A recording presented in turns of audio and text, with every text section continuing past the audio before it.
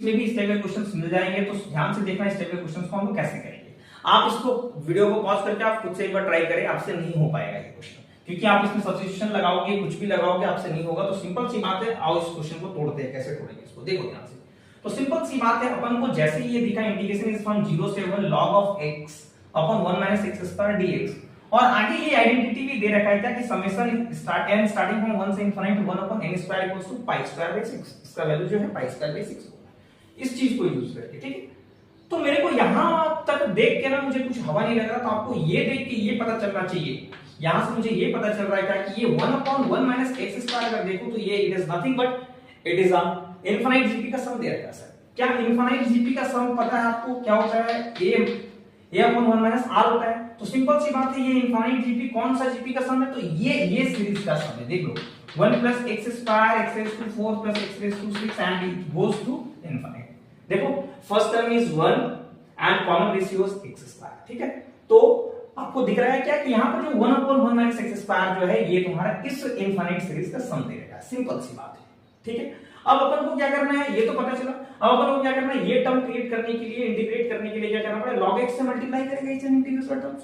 मैं ऐसे लिख सकता हूं क्या, जनरलाइज करके इसको जनरलाइज करके मैं समेशन में ऐसे लिख सकता हूं क्या, summation x raised to 2r and r is starting from 0 से लेके इंफिनिट, 0 से इंफिनिट है। देखो क्या मैं इस समेशन को, इस सीरीज को मैं ऐसे में लिख सकता हूं। देखो चेक करो, 0 पुट करेंगे x के पावर 0 इज 1, 1 पुट करेंगे 2, 2 पुट करेंगे 4, ऐसे इंफिनिट तक जा रहा है।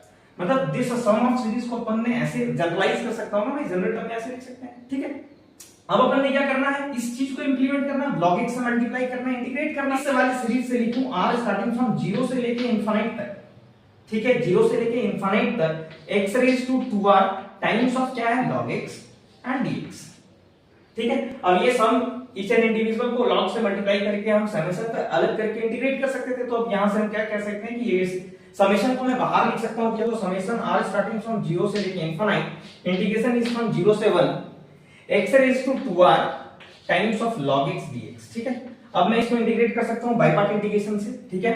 This is our first function, this is our second function, ठीक है। बाय पार्ट इंटीग्रेशन लगाएंगे, बाय पार्ट इंटीग्रेशन से अपन को ये मिलेगा, ये इंटीग्रेट क्या मिल जाएगा भाई, log x as it is रहेगा, ठीक है।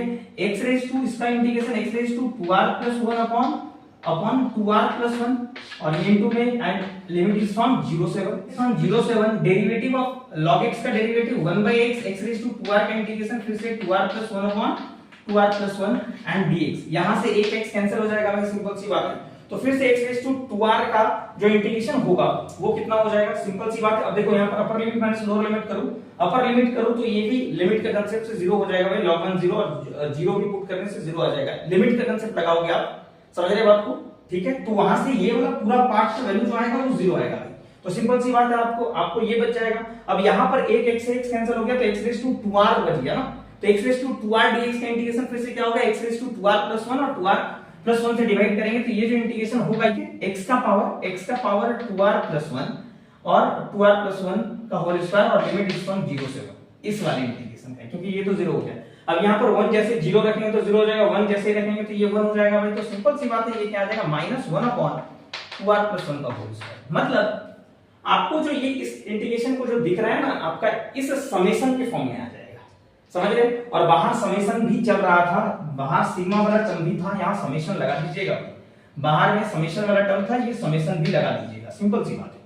नाउ मैं इस समेशन को, इस सीरीज को मैं ओपन करूंगा, आपके पास आंसर है। इस सीरीज को अपन ने p कह दिया, p, और वो समेशन क्या था, negative summation r starting from 0 से लेके इंफिनिट तक था। और क्या था अपन के पास था क्या, माइनस बाहर हो गया 1 upon 2r plus 1 का होल स्क्वायर था।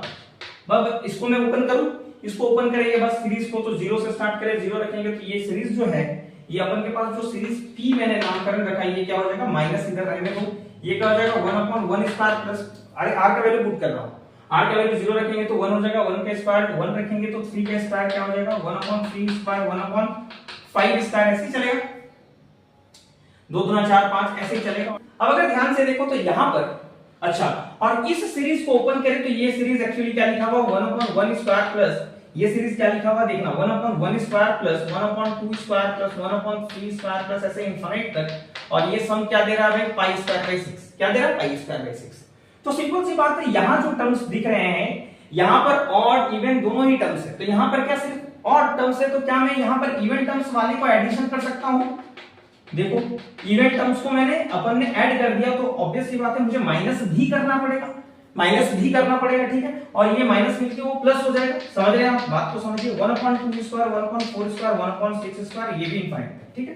अब ये जो टोटल ये जो डब्बा बना, ये डब्बा तो मेरा इस वाले टर्म में से मैं मेरा π/6 होगा, π²/6 होगा, तो ये जो p इक्विवेलेंस सीरीज को मैंने p कहा, इसका वैल्यू क्या आ जाएगा नेगेटिव π²/6।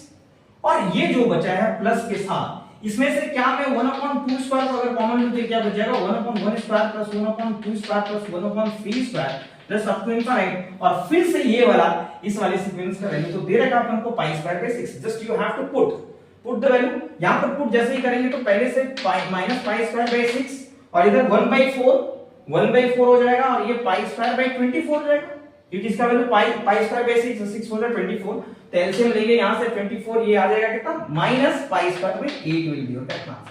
तो इस सीरीज का जो आंसर आएगा वो कितना आ जाएगा, इस इंटीग्रेशन का आंसर जो आएगा -π²/8 आएगा, ठीक है। तो इस टाइप के क्वेश्चंस को कांसेप्ट सीखने के लिए प्लीज आप चैनल को सब्सक्राइब कर लेना भाई, please hit the like button और प्यारा सा कमेंट कर देना भाई, चलो, और अपने दोस्तों में शेयर करना। Okay, thank you.